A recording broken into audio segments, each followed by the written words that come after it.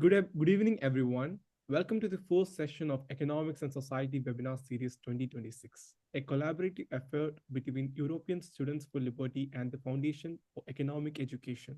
My name is Vinayakan Sajeev Veena, and I'm honored to be a host for this evening. Our guest today is the leading voice of free market economics and a passionate historian of liberty. As President Emeritus of FEE, he has spent decade, decades researching, writing, and speaking about economic principles and the moral foundations of a free society. Having traveled to over 90 countries and authored numerous influential works, he is uniquely qualified to help us understand how history's greatest lessons apply to our world today. Today, he joins us to bridge the gap between antiquity and the present, sharing vital lessons from the decline of Roman Empire and what they mean for our future. A quick housekeeping note. Please feel free to drop your questions in the chat throughout the talk. We will address as many as possible during the Q&A session at the end. Please join me in welcoming a great inspiration to all of us, Larry Reed. Thank you, Vinyakan, and to Jan, and also Ruben and Mikhail, and European Students for Liberty, and also FEE, the organization that I am with. It's a pleasure once again to address you, and hopefully I'll see many of you at the conference coming up in Madrid in April. And I would encourage you, if you haven't already visited the website of FEE, it's easy to find, fee.org. And my website is lawrencewreed.com. And there I put everything in the blog section that I write, either for FEE or for any other publication. So, well, thank you for inviting me to speak about the lessons of ancient Rome. You probably have heard that famous phrase or sentence from the philosopher George Santayana that says, those who ignore history are condemned to repeat it. And that's another way of saying that history is important. You shouldn't simply regard it as something that happened and should be done with and forgotten about, but rather something that we can learn from. We have a kind of not so long ago living laboratory of experimentation by human beings in forms of governance and economics and what have you. And if we study them closely, we can learn something about what seems to work, what doesn't, what are the consequences of certain actions, whether they be good or bad. And I believe that ancient Rome is full of such lessons from which we can learn a great deal. When we refer to ancient Rome, we're really talking about a period of almost exactly 1,000 years, very close to 1,000 years. And if you want a time frame or brackets on that with dates, we're talking about 509 BC to about 476 AD. That's about 1,000 years, and the period of ancient Rome, that 1,000-year period, can be divided into two parts, almost equally divided in terms of years. About 500 years, the first 500 years, Rome was a republic. And for the second 500 years, it was an empire, an imperial autocracy, a dictatorship, you might say. So that suggests right away there must be some lessons to be learned. How did they lose their republic, in which there were considerably more freedoms for the typical Roman than there would be in the later empire period? How did they lose that and become an autocratic empire and ultimately fall in 476 AD, at least the western part of the Roman Empire? It continued for another 1,000 years in the east, but that was a very different place. What was centered in Rome lasted about 1,000 years. It's interesting to note that when Rome was founded as a republic in 509 BC, it was founded as a revolt, or in a revolt against monarchy. And we Americans often point to that and say, well, that's similar to our founding. We were founded in a revolt against monarchy, just as ancient Rome was. America's founders certainly knew that well, and they often, as they framed America's early governments, they often referred to ancient Rome. They wanted to copy what they thought was good and that worked and that promoted freedom, and they wanted to avoid the bad things and the things that led to mistakes that ultimately led to the end of the Roman Republic. Well, those two periods, by the way, of 500 years as a republic, 500 as an empire, are almost perfectly divided in time by the birth of Christ. Because the republic will fall apart in the first century before Christ's birth. It disappeared about 40 years before Christ was born. And of course, he was alive in the first, well, his 33 years were all during the early years of the Roman Empire. Well, so as I say, Rome had kings, 7 of them, in the 500s BC, but it really didn't consist of very much. It was a small settlement on the Tiber River in western Italy. And by the time of their 7th king, he was incredibly tyrannical, and the Romans had enough of that. And so they overthrew him in 509 BC. The most interesting thing about that, it wasn't the first revolution in history, nor would it be the last. But Roman citizens had so much disdain for the concentration of power that when they finally got rid of their last king, they essentially said, we don't want anything like that anymore. We don't want to concentrate power in the hands of one man, because we have learned from painful experience that that leads to tyranny, and we don't want anything to do with that again. So they set up a republic, an extraordinary achievement in political history. And it consisted of 2 men at the top. They put 2 there, not 1, because they thought that's one way to disperse power. They called them consuls, and they did other things to limit the power that they had. First of all, they could only serve for 1 year, and they were gone.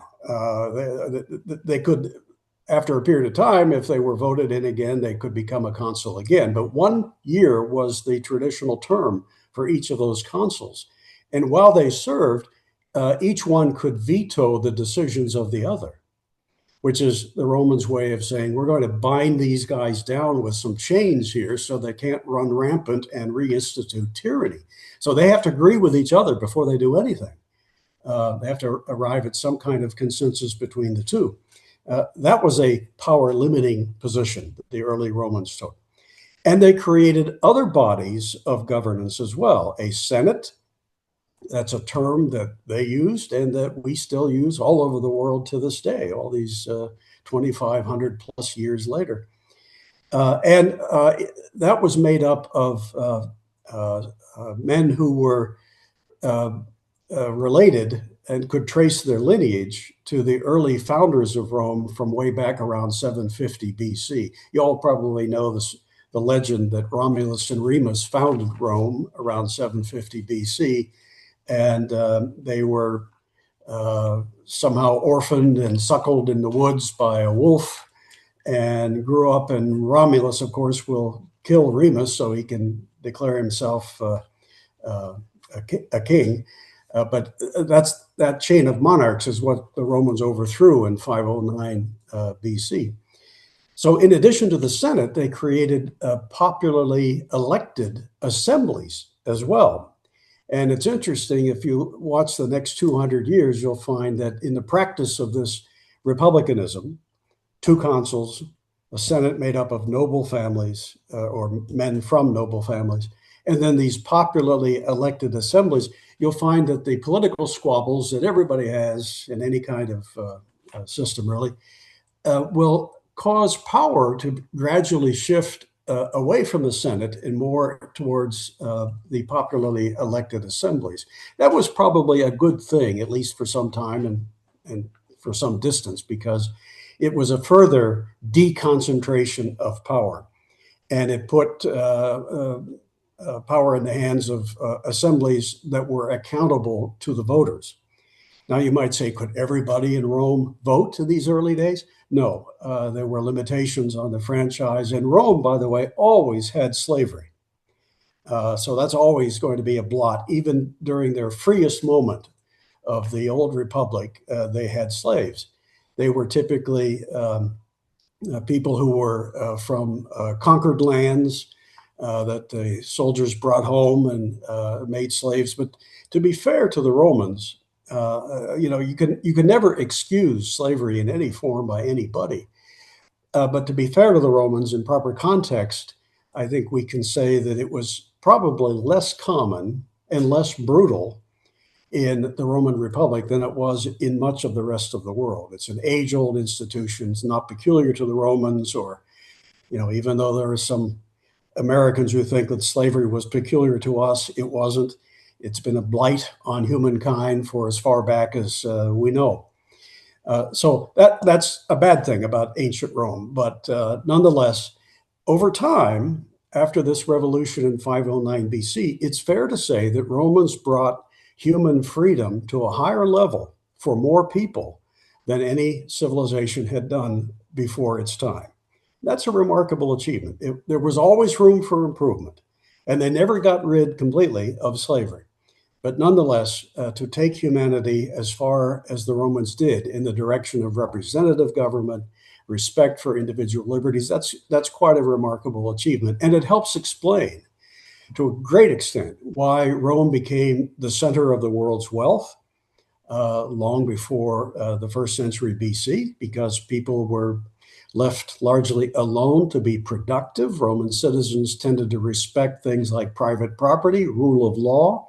They were preventing the concentration of political power in the hands of a few, which encouraged things like private property and so forth. And there were virtues, values that held Romans together, a kind of like a social glue during this period. Romans were, in these early centuries of the Republic, they were united by things like a sense of dignity, of honor, of keeping your word, of respecting the rights and property of others. Maybe not those they occasionally went and conquered, but at least within their own ranks, they tended to respect property and people and their rights more than anybody else did.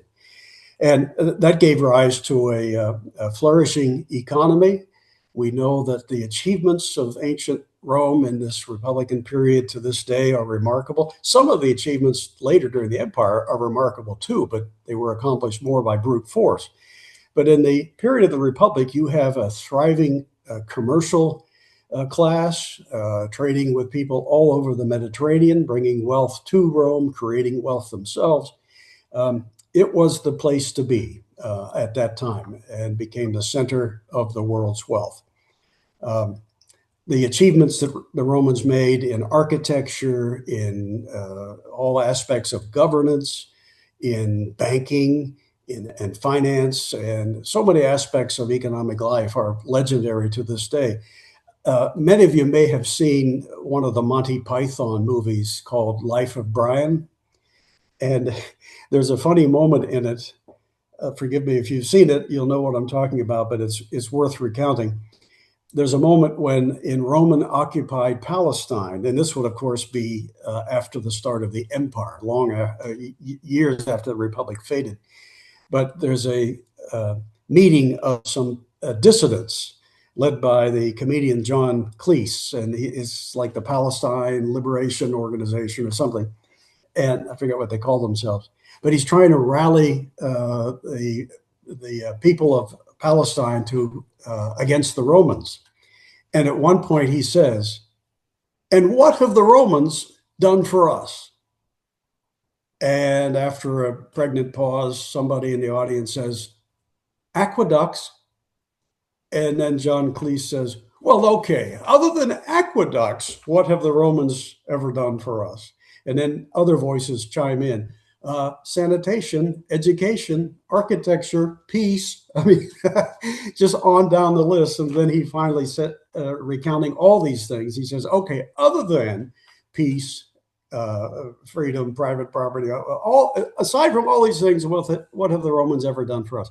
Which is a kind of comedic tribute to the fact that the Romans really did contribute a great deal. And it was a flourishing and largely, but not entirely, free society during the majority of its Republican years. But then something happened, and this is where the lessons, I think, are most poignant for our day. Something happened to cause Rome to lose all this. And as I mentioned earlier, to go from a republic to a dictatorship. What caused that to happen? Well, let me tell you a story at this point that has an obvious message to it. Keep the message in mind, if you would, as I tell you more about why Rome fell. And you'll see that this little story helps explain that fall. But this is a story that I heard, wow, 40 years or more ago from a man I knew in Tennessee named Tom Anderson.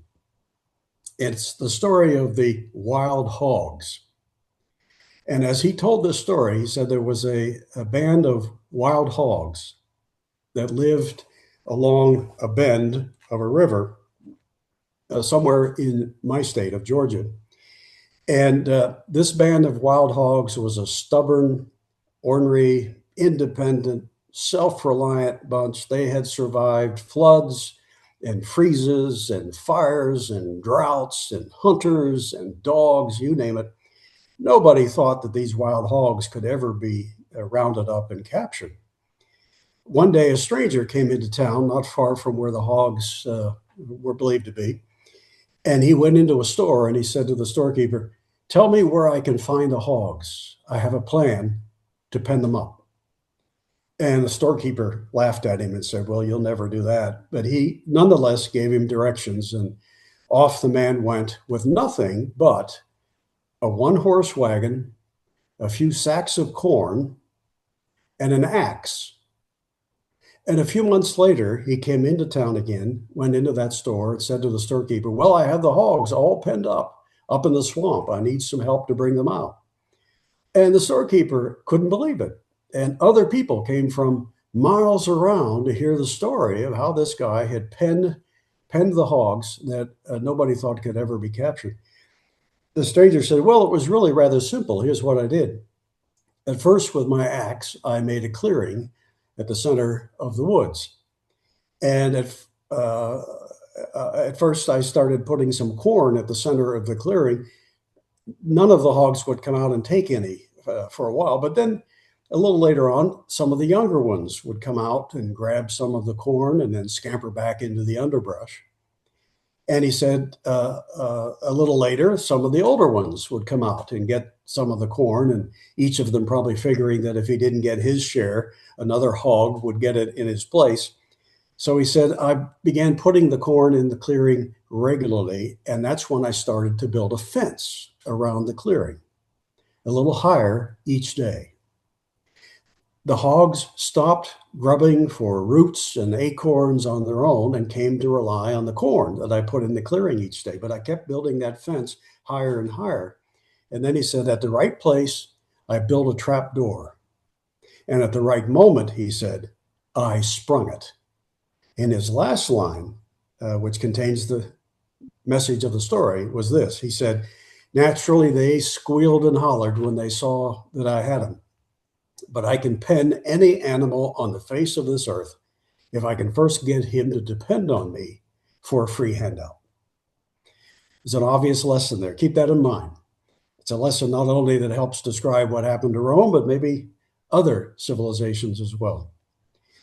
Well, okay, so why did Rome lose all these wonderful things and go to a dictatorship after centuries of a relatively free republic? When you look back at the last days of the late republic, it's apparent that the decline, if you had to put a date on it, decline began in the 140s BC. So this is like 400 plus years after Rome's founding as a republic. In the 140s BC, you have several things beginning to take place, and they really mark a shift in thinking that will spell doom for the republic in about 100 years. One thing is Rome begins to engage in foreign adventures. It had already fought 3 wars against Carthage. And it's in the 140s, of course, that they'll fight the third and final war and defeat the Carthaginians. But that wasn't sufficient. At that time, Romans thought, wow, look, we beat the Carthaginians. Maybe we ought to go off and take over some other people. And so in the same year that the last of the 3 Punic wars with Carthage ended, you had the Romans going off and crushing Corinth, a city-state in what we now call Greece. And, the feeling was, hey, we got the power now. We're in charge. Look what we have done. Let's go grab some more territory. So Romans had, by that point, begun to lose the sense that, hey, you don't just take other people's property. We don't do that at home. We shouldn't be doing it abroad. Now they start to like the trappings of power.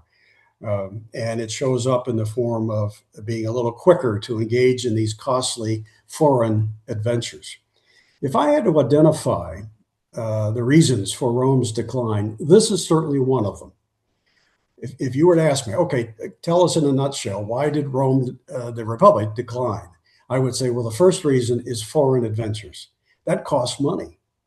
And it also has other negative consequences because as Rome takes over other peoples and they bring home captive peoples to act as slaves, who gets to keep those slaves? It tends to be the generals, the military. They come back and reward their men with some of these slaves. The Roman government, and to express its gratitude to the conquerors, they will give them free land. Well, that spells trouble for Roman farmers.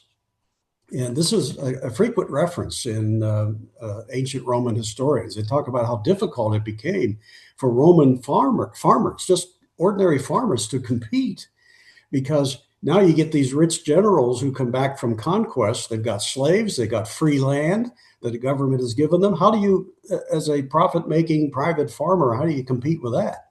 And that leads to a lot of dissatisfaction and resentment at the economic inequality that arises, generals reaping all these benefits.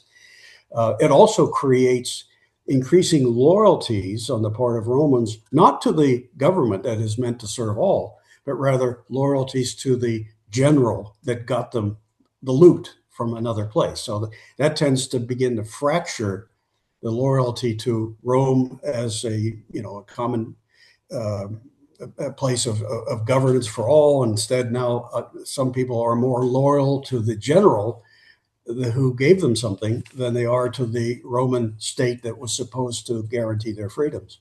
So these foreign adventures, definitely one of the reasons for the decline of the Roman Republic.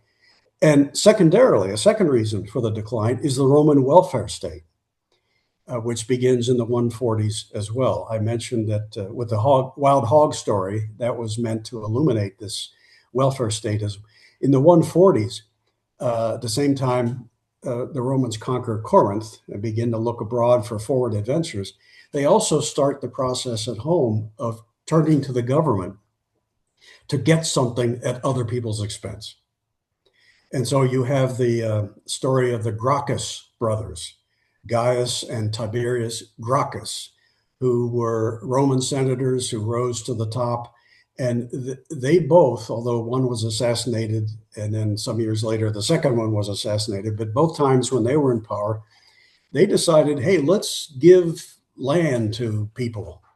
And, there's some case to be made that maybe this was an effort to sort of turn an unjust arrangement into something approaching justice. Instead of giving free land to conquering generals, there might have been some good intentions here. But it certainly taught the Romans that, hey, we can have the government give us things. It's not just there anymore to protect us, but it's also there as a fountain of goodies. And it went from not just land, but rather quickly took other forms as well. The Gracchus brothers introduced the grain dole, D-O-L-E, which was a kind of public welfare. At first, it was subsidized grain that they would give out to lots of Romans. And of course, with any welfare state, the problem always is, how do you limit it? If you're only going to give a little bit of stuff to a few people, how are you going to keep it that small? And they couldn't, because increasingly people would say, hey, wait a minute, I'm important to Rome too, and I'm paying the bill for this. Why shouldn't I get something? And so constituencies were added to the dole, which is costing money. It's undermining the work ethic in many cases. If you don't have to worry about where your next meal is coming from because the government's going to get it for you, that has sociological consequences that are usually not very good as well. So this Roman dole will continue to grow. And what you have are Roman politicians who begin to use this dole as a way to buy support from constituencies. They'll make promises. Vote for me, I'll get you more. And there was a guy named Clodius early in this process who ran for the office of tribune, which was the most important office in the representative assemblies. He ran for that office on a platform of free wheat for the masses, and he won. And that's properly regarded as not a very good one, but a hallmark in the decline of Rome and the rise of its welfare state.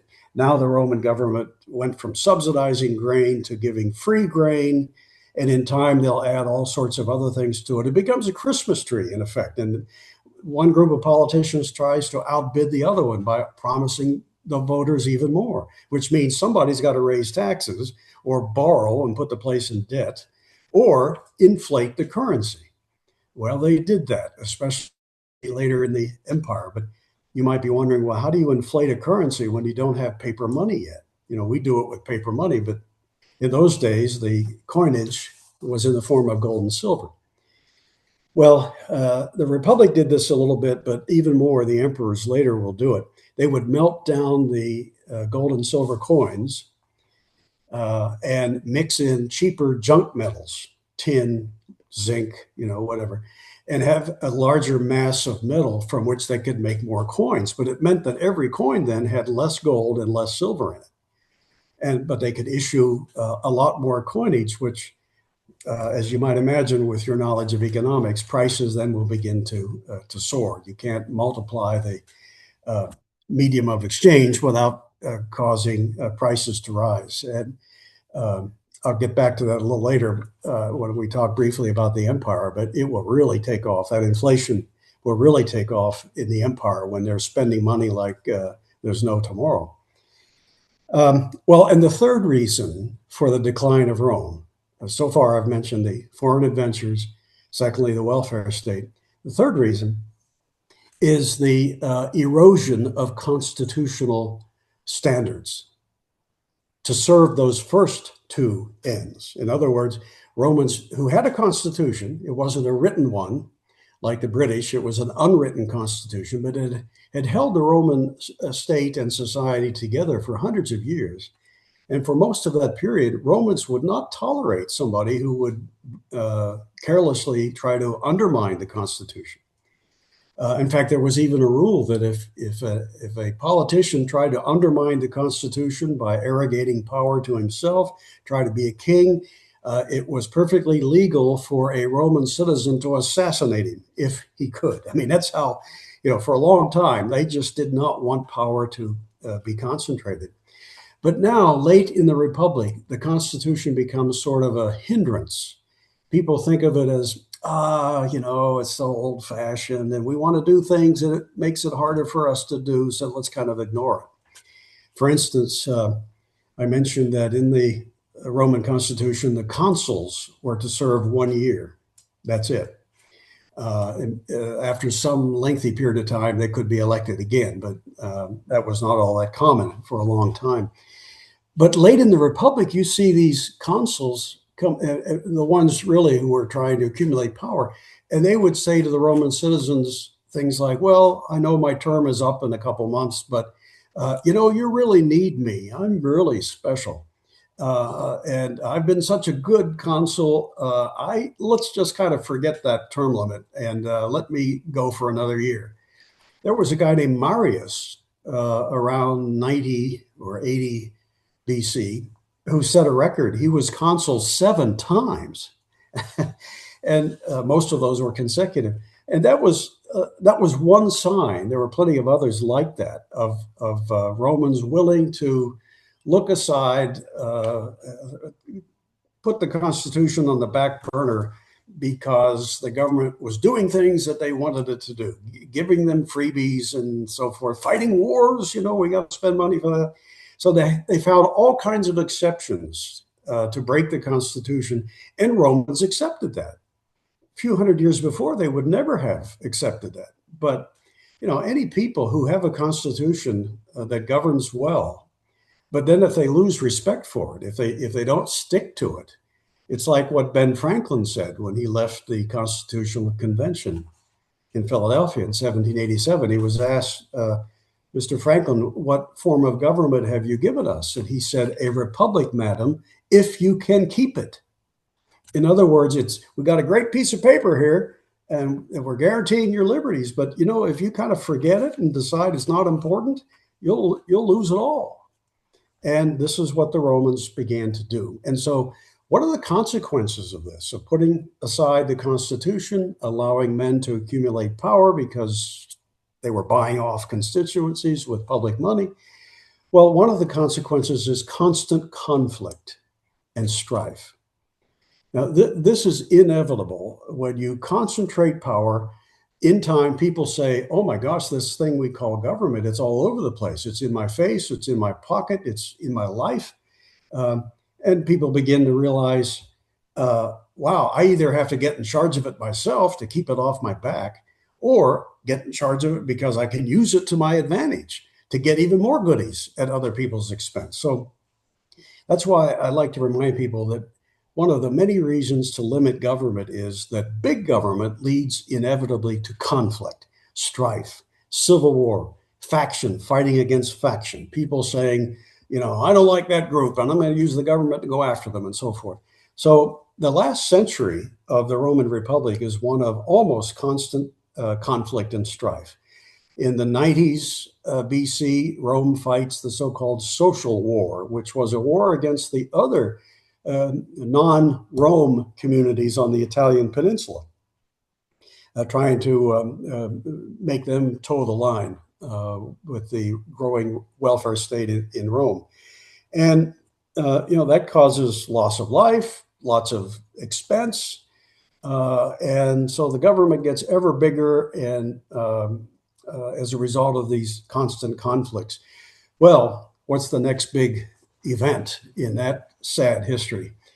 Perhaps it would be the election of, or not the election, the appearance of the man who maybe more than anybody else could be said as the executor of the Roman Republic, and that is Julius Caesar.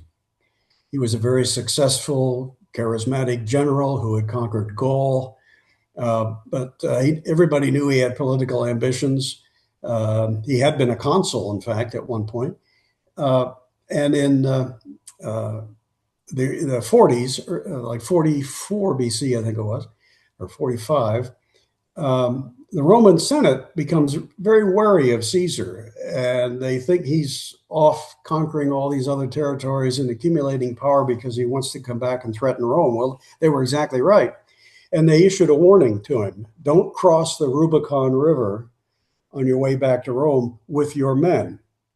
And that's the origin of the phrase we still use today, crossing the Rubicon. It's like, that's a dark line or a red line. Don't cross. If you do, you're in violation of our mandate. Well, Caesar hesitated, but then decided he was going to cross, and he staged a very dramatic threat to Rome. He would have used force, except the Senate was cowed into granting him his wish, and now he's sort of in charge. He's not declaring that the Republic is over. Everybody still has enough respect for what they've had for 500 years that it's not the popular thing to say that you want to end the Republic. So he keeps some of the trappings of it, but he does get the Senate to declare him dictator for life. If you ask the question, well, when did the Roman Republic fall? Some people say, well, that was when it fell, when it replaced the old governance system that guaranteed a lot of basic liberties with a dictator at the top. I don't say that that's the official end, only because it only lasted a month. Caesar was assassinated by friends of the old republic. Brutus is perhaps the best known of those assassins, and he was a senator. And the assassins conspired to get rid of Caesar because they wanted to restore the republic. They wanted to go back to the old days of limited government and personal freedoms, and did not want a dictator. And you might say, well, at that moment, perhaps the republic could have been revived. Certainly that was the intent of the conspirators, and Brutus in particular. But of course, we know that it didn't. Immediately upon Caesar's assassination, his right-hand man, Mark Antony, declares, "I'm the new authority. I will avenge the death of Caesar, and you'll obey me." Well, that ignites a civil war between Mark Antony and Caesar's, what was he, grandnephew, I think, or anyway, a relative named Octavian, who will later become known as the first emperor, and when he took on the name Augustus. So you have a civil war trying to decide, who will be the top guy. There really wasn't much chance that the republic would be restored no matter who won. But I think the one date or event that I would say is for sure the end of the republic was the assassination of a great Roman by the name of Cicero. And so the last big thing I want to tell you before we open it to questions is something about him. Cicero had been a very successful lawyer. He was a great friend of the republic. He saw it crumbling all around him in the 60s and 70s BC. He rose through the elected ranks. He won every office he ran for, and became a consul in, I think it was 63 BC. So he had reached the pinnacle of power. And in his 1 year as co-consul with the second guy, Cicero actually stamped out an attempt by a Roman senator named Catiline to end the republic. Catiline had assembled an army, was preparing to invade Rome, and he was going to wipe out the republic and declare himself to be the new authority. Cicero prevented that and was named father of the country by the Roman assembly. And you might say, well, somebody with such power, did he retire as he was supposed to after 1 year? Yes. If he had insisted, "Oh, you need me, obviously, let me stay on," they probably would have let him. But Cicero said the rules are the rules. And I am in favor of limiting the size and the scope of government, and that begins by sticking with the Constitution. So when his 1 year was up, he retired as he was supposed to.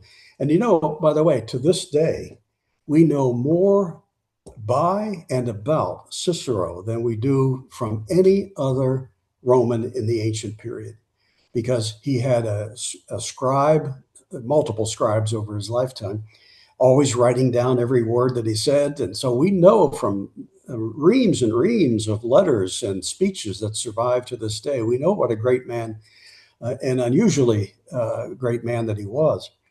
I would say, as long as he was still around, speaking on behalf of liberty and the values of the old republic, maybe it still had a chance to revive. Cicero took a lot of chances defending the old republic. And more than one general wanted to snuff him out because he was a voice of reason and of liberty. Mark Antony got so tired of Cicero railing against him. In fact, when Mark Antony, after Caesar's death, tried to consolidate power, Cicero, as an old man, went before the Roman Senate and gave a series of 14 speeches you can still read to this day. They're called the Philippics. And in those speeches to the Senate, he denounced Mark Antony, said he was a tyrant in waiting. He was a power-mad guy who would snuff out the liberties that still remain in ancient Rome. And let's rally on behalf of the values that made us great in the first place, that kind of thing. Mark Antony hated him so much for that he dispatched an assassin to kill Cicero. And it was in December of 43 BC. When the assassin caught up with him and cut off his head. and Mark Antony and his wife had Cicero's head and hands brought to the Roman Forum and nailed to the rostrum, which is, a hideous thing to contemplate. But I think that was the end of the Roman Republic. Nobody else had the courage to come forth at that point to speak against this power apparatus that Mark Antony was accumulating. And when Antony loses the civil war with Octavian a few years later, then you have the declaration by the first emperor, Augustus, of the Roman Empire. The Republic is gone. Some of the trappings still remain. They had a Senate, at least on paper, right up till 476 AD, but it was no longer a governing body. It was advisory at best and a rubber stamp at worst for the emperor. Meantime, under the empire, which I don't think by any means is as colorful or as important a period in history as the Republic.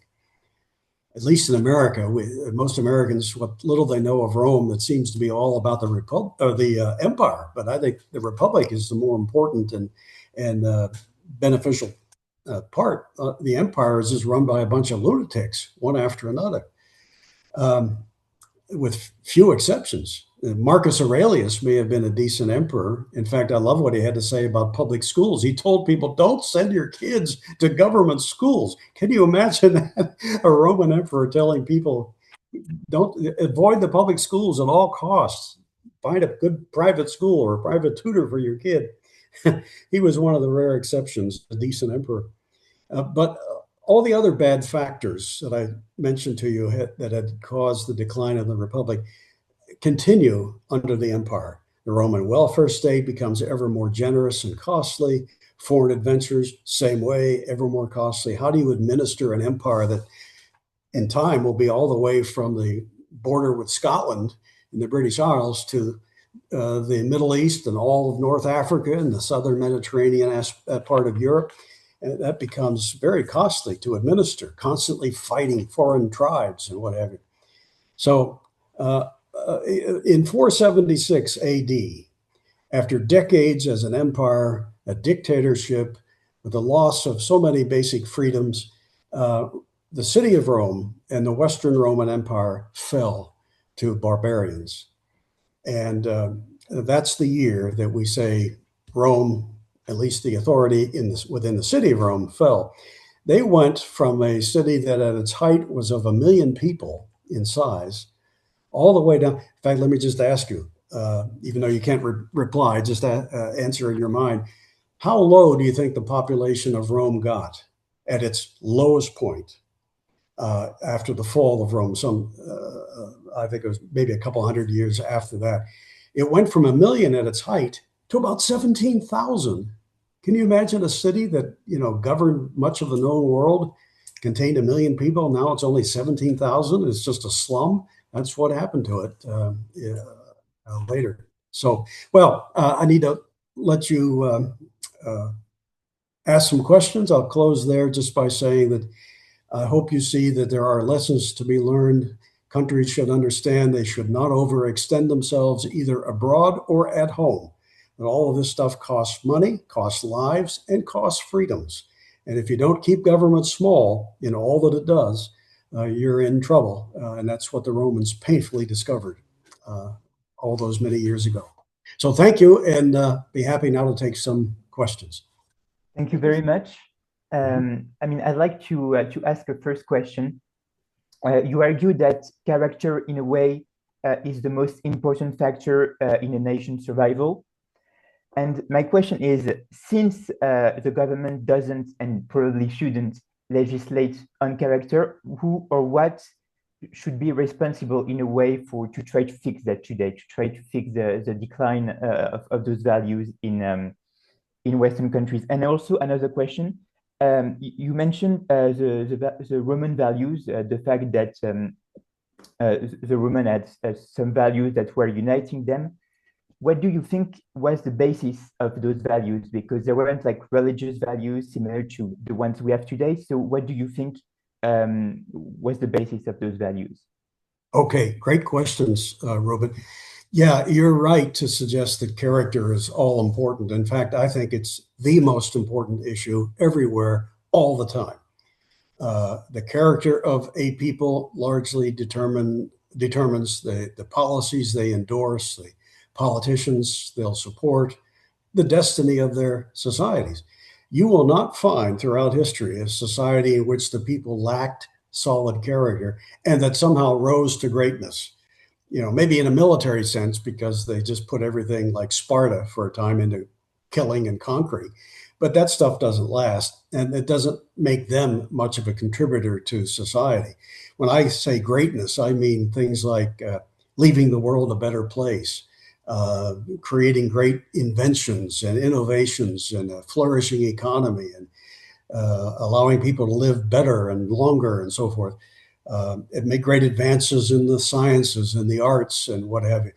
Those are the things that identify a great civilization. Well, they arise only if people have certain values, like respect for others, respect for the rights of others, their contracts, their choices.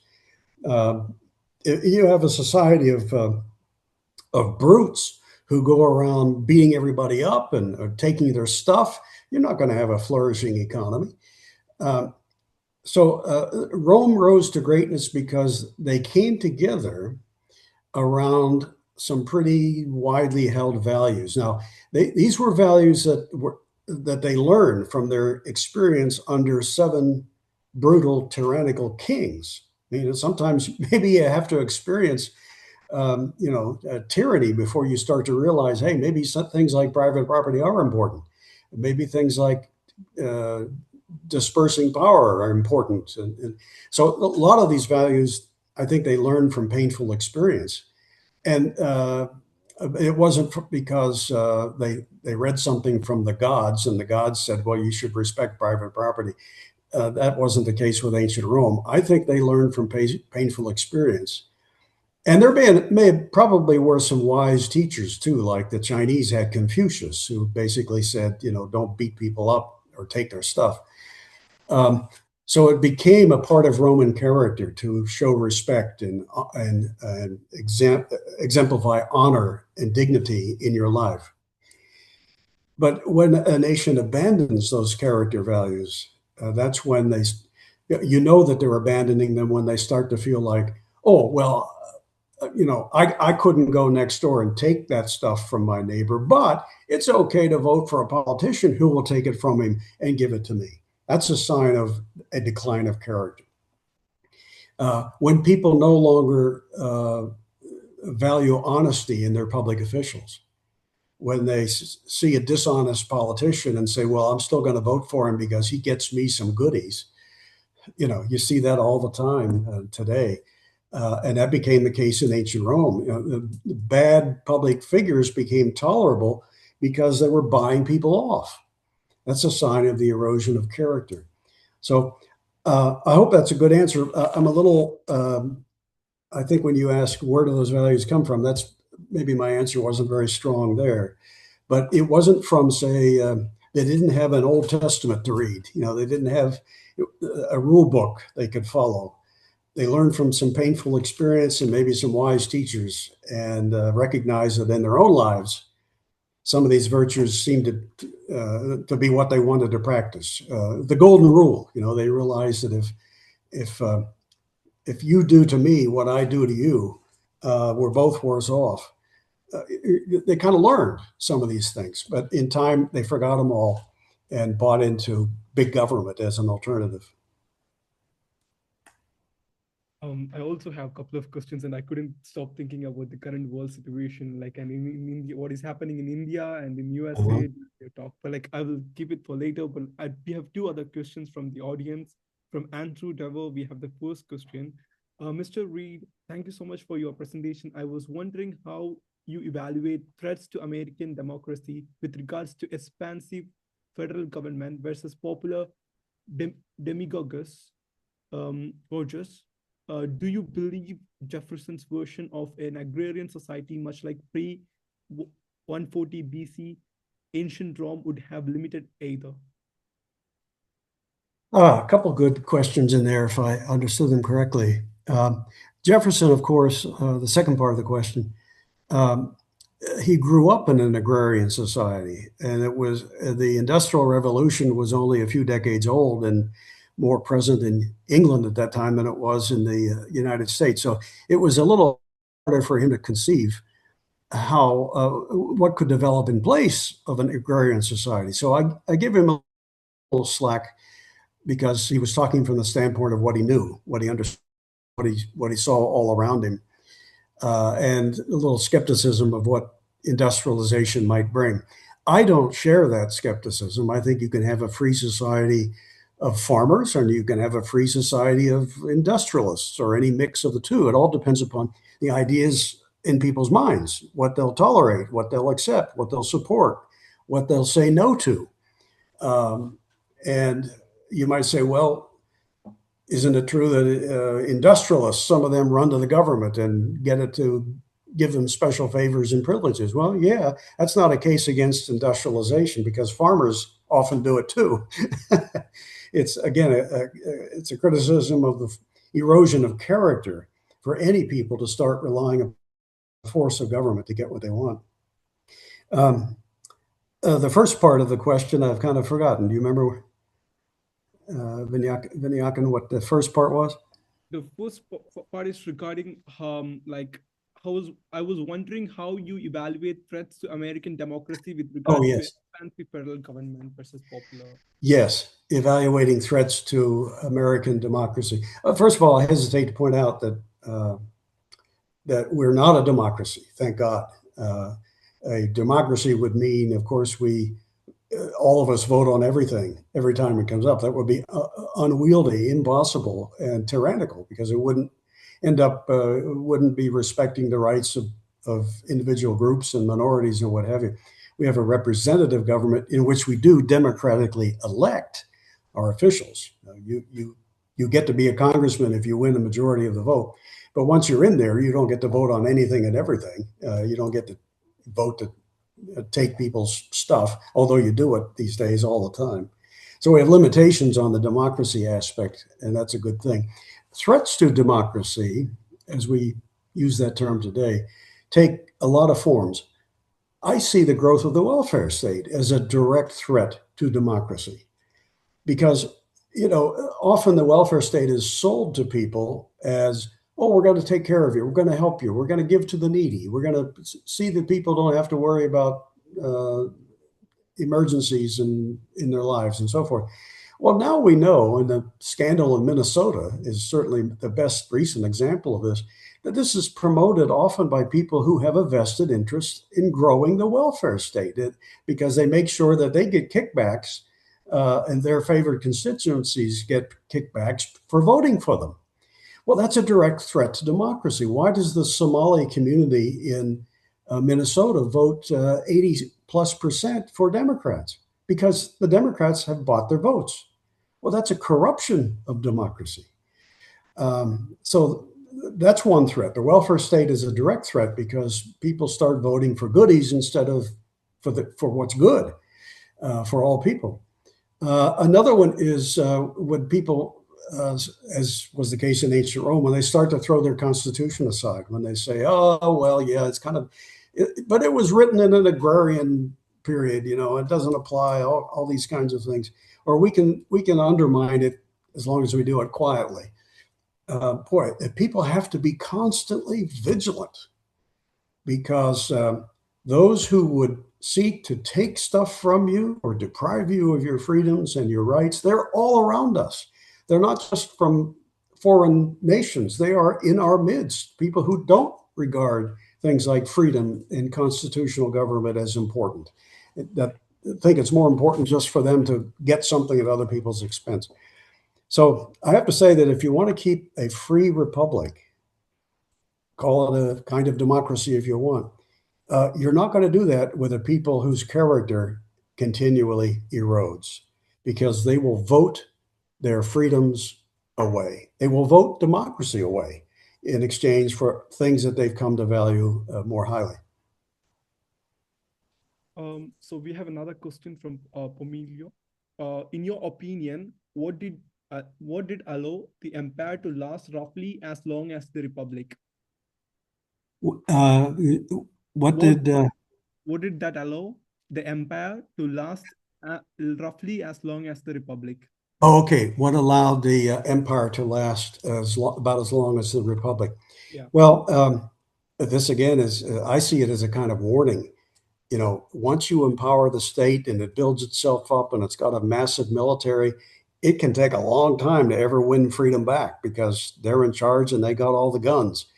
So that's one reason the empire grew for a time, but it was decaying from within almost from the start because they had all the guns, you might say, not guns yet, but all the armaments and the concentration of power. This was no longer a free republic with a limited military, but now it was a military state, and that's very difficult to get rid of. So that's one reason. In fact, you look historically, periods of freedom are really rare. The ordinary person who has lived in world history has lived as a serf or a slave or in some system where they were in constant fear of whoever was in charge. Freedom is rarely won, it's precious when you have it, it can be easily lost. And then when it is, it can take a long time to win it back.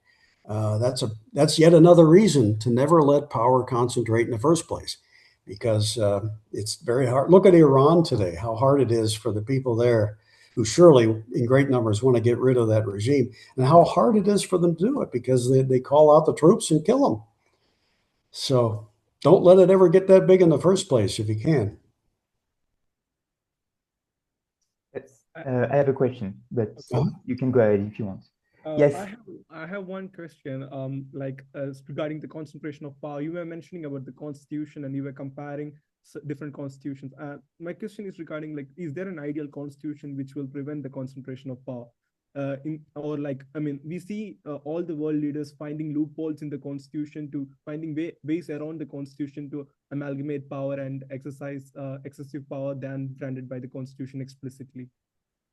Yeah, great question. I've read a lot of constitutions. I still believe that the American one is perhaps the best.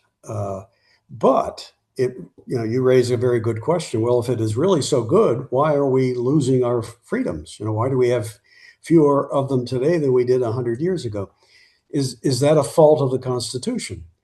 I would have to say, although if I were around in 1787, 88 at the Constitutional Convention, I would have made a few changes to kind of further limit the federal establishment.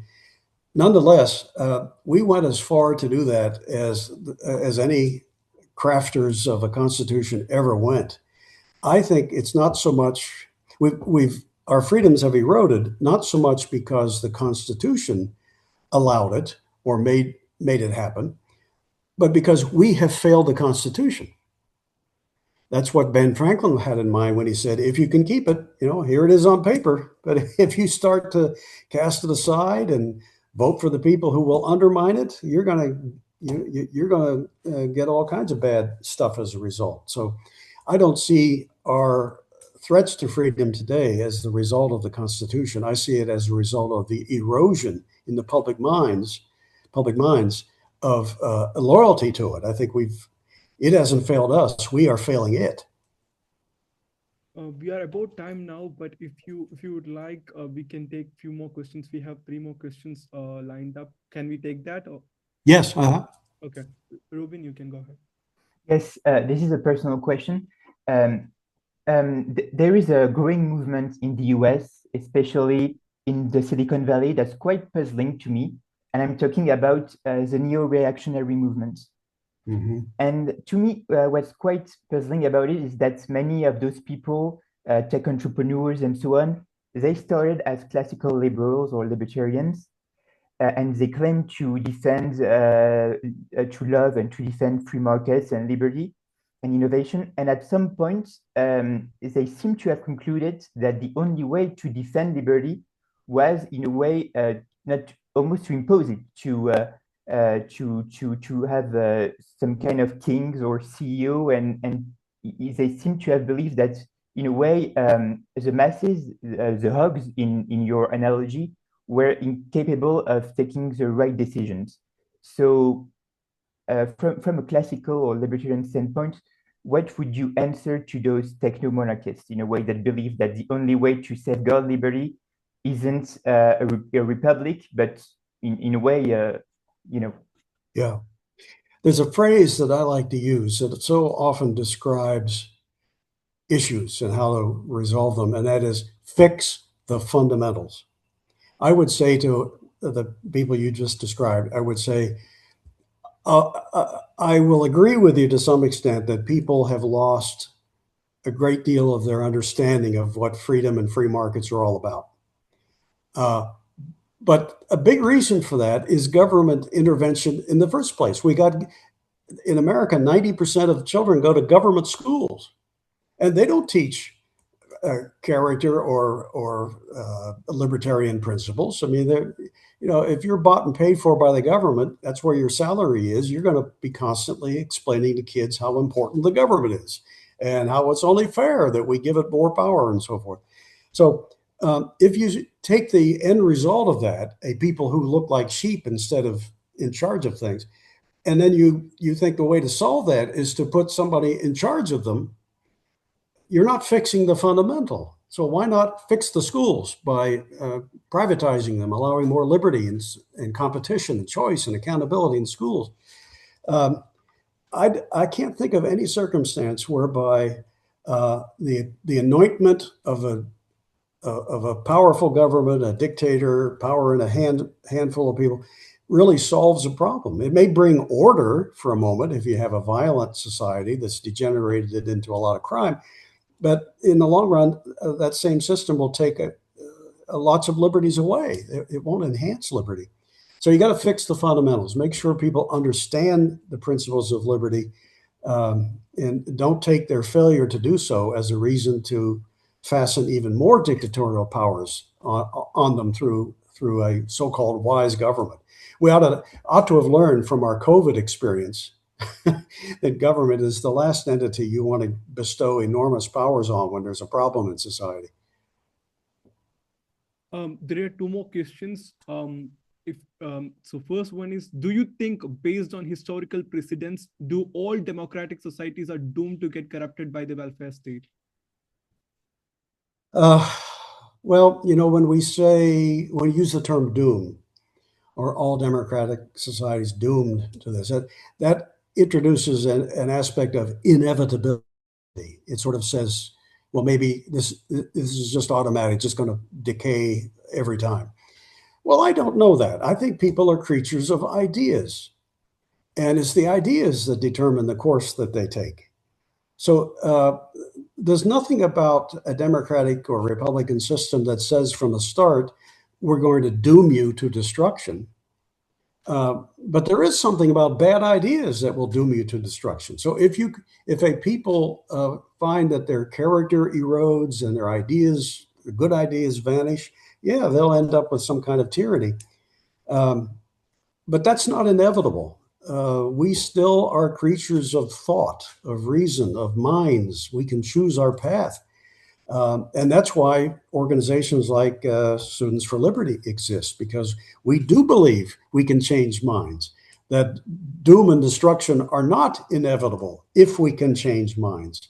So I would say, don't ever give up. Don't ever take on a pessimistic attitude that we're just doomed, that we can't get out of this, because yes, we can. It's all a matter of what's going on up here. How people think determines pretty much how they act. Next question is regarding, you mentioned about the expansion leading to the fall of Rome, and the question is asking whether that very expansion also made Rome great. Well, that expansion does, there are certain things about Rome, even at the height of the empire, that you could say are impressive. That's not the same as saying they're good, but it was impressive that its military was able to exert so much power and authority over such a broad area. I don't equate that with greatness. In some cases, it probably did bring a little more civilization to primitive peoples than it had before. But in the long run, conquering and trying to hold on to faraway territories is not a prescription for progress at home. Well, I know our time is running short, but I hope I've answered that. I see you've put up the. Somebody want to explain that QR code? Yeah, please do scan that QR code for giving your feedbacks to Fee regarding this talk. And thank you so much, Larry, for your wonderful talk. It was so insightful. I think we all learned a lot from you, and excited to meet you during at LibertyCon in Manfred. And like I'm looking forward to having more sessions with you in the future. And thank you so much for coming on behalf of our invite and our wonderful participants who asked wonderful questions. Thank you all. Keep coming for all the next 3 sessions, and also do follow Larry Reed on his channels and his website, as he was mentioning in the introduction. Thank you so much all for joining. Thank you very much.